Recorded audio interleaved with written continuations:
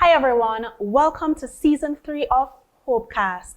On this platform, we share extraordinary stories from the lives of ordinary people. This season, we're focusing on the journey. Remember, the race is not for the swift, but for those who endure to the end. Joining us in episode 1 of season 3 is Miss Ayeesha Nelson. Hi, Ayeesha. Hi, thank you for having me. Welcome to Hopecast. Thank you. I know that you are a student leader, and so your time is very, very valuable. So I don't take it for granted that you took some time to be here with us today. Right. So how would you describe student leadership, just in one word? I would say it's very empowering in that it allows you to have somewhat of a control in making a difference between your school and society itself, and it also pushes individuals or students to become a leader or at least participate in leadership activities. And how did this idea come to mind? Did you just wake up one day and say, I'm gonna do this? I would say it started from school monitor. I was monitoring grade 11. Got it. So was that kind of your own initiative, or were there others around you that said, I'm going to put this girl in some leadership positions? Right. What kind of drove you? It was basically I was selected to become school monitor. Okay. I did not personally get up and say, yeah, I'm going to be a monitor. Yeah. All right, so I know that after a certain point in student leadership, it's not just regular popularity among your peers or anything like that. Sometimes it doesn't even matter if you've been working hard. Sometimes you need to campaign, True. right? Yes. So did you have to raise funds for your campaign, or No. what happened? Basically, seeing as I was selected, we only had an orientation, basically what to do and what not to do. And we move on from there. There weren't any campaigning period for the position. Okay, so as a young student leader, and I see you wearing your G2K shirt, because ladies and gentlemen, Ayeesha is the chapter chairperson for G2K Trelawney. So I know you didn't just leave high school, but you continued to advance in now youth leadership. Right. Was there some kind of a strategy for this? Well, to be honest, once more I was selected for the position, but I personally saw the need to excel within my community and my parish itself, just to make a change and not just wait for a change. What kind of a change do you want to see? Well, I would like to see young individuals becoming more leaders, being more active in their surrounding, and not just go to school, go to work, and come back home and do recreational practices. So within your organization, you're trying to create that little culture of Right. ambition. Right. Basically, you want people to be more ambitious. Ladies and gentlemen, we're going to take a quick break. We're heading into our positivity segment for this week, where we'll hear the views of some of our young people on the positive thing that's happening in their life right now. Let's take a look.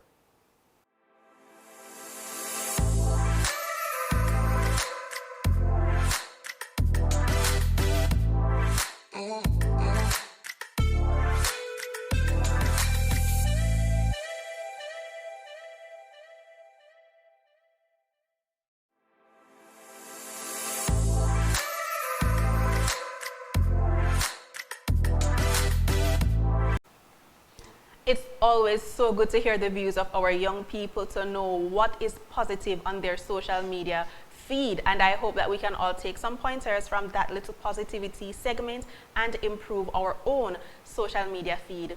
Ayeesha, being a student leader, a youth leader, it sounds like a lot of work. Along with school work and work. What does your regular day look like? Trust me, what I do is that I set an alarm, so I wake up 8 o'clock every morning, even when I don't have nothing to do. Get my day started, make breakfast, try to find something productive if I don't have school or any voluntary activity for the day. If I do, sometimes I have to balance school, going online classes while on the road. Yeah. But otherwise from that, it's hard, but it can be managed. It's manageable. It's manageable. Right. So it's manageable. Right. I hear a lot of routine and structure and scheduling in your day. So I'm going to go ahead and say that discipline is one core value for you. Yeah. But as a young person being affiliated with a political party, Did that change anything, like in your family life? People stop talk to you, them vex, cause you're in the green shirt now. Not exactly, because personally, my family are JLP, so we grew up in I know JLP community and neighborhood. So it was basically natural for me, and I was used to being a part of the party, so I used to be doing activities and voluntary activities for the party itself. Okay, so as a young person now in this kind of youth leadership position, what would have to happen at the end of your tenure for you to say, I was successful, we did it? Well, I would say seeing that my name is out there and seeing that I've done a specific project itself, so making a big impact. So I would like to either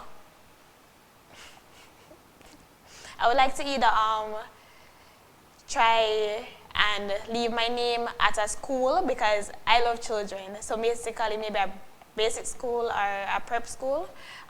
Also within maybe a community development itself. Yeah. Okay, so that seems like the favorite part of being a youth leader, having the opportunity to actually give back. Right. So far, based on everything that you have done, can you pick one moment that you would say that's your most satisfying moment? I would say in 2021 where we had a tablet give back. So we raised funds through cake sale and tag drive, and we gave 10 tablets back to 10 students who basically did not have any electronic device to go to online schooling. Yeah. Ayeesha, persons are being inspired right now, right? They're listening to your story, and even though you're saying things that sound like a simple thing to you because you've been involved in volunteerism your whole life, they may actually want to take the step now to say, all right, I can definitely become a student leader. Right. What is some advice that you would give to persons who are thinking of making the steps that you have made? I would say never underestimate yourself. If you believe that you're not ready, don't wait until the appointed time for somebody to come and tell you. So go and be a leader. Stand up for your rights and go ahead today. If you want to start today, don't allow your parents, your friends, anyone within your surrounding to tell you that you cannot do it. So you heard that? Stand up for yourself. Don't allow anyone to tell you that you cannot do it. Don't underestimate yourself. Right. You can do it. Okay, Ayeesha, we've come to a very, very special part of our program, and it's where you share some of your little creative skills with us. So I have something for you as we go through the rest of it. And I know it's been a while since you held some crayons, right. but that image really seems to describe you. So you're going to make your own picture today. Ladies and gentlemen, psychology tells us that sometimes tapping into our inner child and doing something that used to give us great joy as children can do a lot to really relax the brain and to make us just feel a little bit more at ease, more comfortable, and it's fun, so why not? Maybe you should take up a coloring book today. So, Ayeesha, can you show the viewers what you are going to be coloring?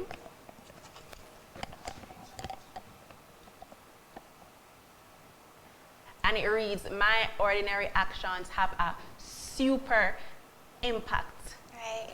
And I thought of you when I saw that image because it's not ordinary. So you can begin to color while we go through the rest of this. As you're coloring that kind of a superhero action figure lady, what has been your greatest inspiration, or who has been your greatest inspiration? I would say my mother, because I've always seen her as a leader in the household and even within our work environment. She's always outgoing and wants to always try something new. Yeah, and have you read any kind of leadership books that really also help to inspire you? Not exactly. I am not a fan of reading. But you have a favorite book? No. No? Okay, so I highly recommend Deep Work. I forgot the author right now, but Deep Work is really, really good. If you had a magic stick, a magic wand, what are 3 things you would change in the world? Number 1, poverty. 3 things. I would also say the way in which we live. I would rather unity than to be fighting against each other.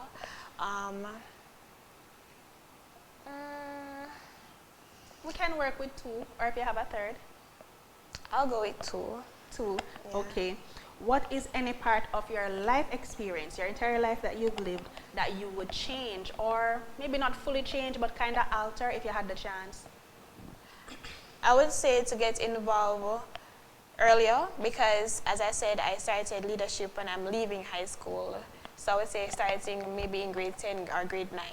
That would have been more beneficial. So Right. the earlier you start, the The better more- for you. Right. Why is that? What did it leave with you that made you think that I would do this earlier? Because I would have more experience, that's one, and I'll be more comfortable interacting and going about doing different things, for example, like interviews, going out in community activities and, socializing with people within my surrounding. All right, Ayeesha. So I think Jamaica is in good hands if you are planning to continue in leadership. But from your point of view, if you were to write a book right now, the book will drop tomorrow, and it's about your life, what would you name it? I would name it after myself. You'd name it after yourself. So the book would be called Ayeesha. Ayeesha. Right. The journey, embracing life in all its moments. Thank you so much for joining us. Ayeesha, you may continue to color your image. We will not leave here until you are done. Thank you so much, everyone, for joining us for episode 1 in season 3 of Hopecast. Our guest was Miss Ayeesha Nelson, and she is still working away at her creative art project. Don't forget to like, share, subscribe, and of course drop a comment below if you liked this interview and if you would like to see some more of that on this channel. Until next time, see you then.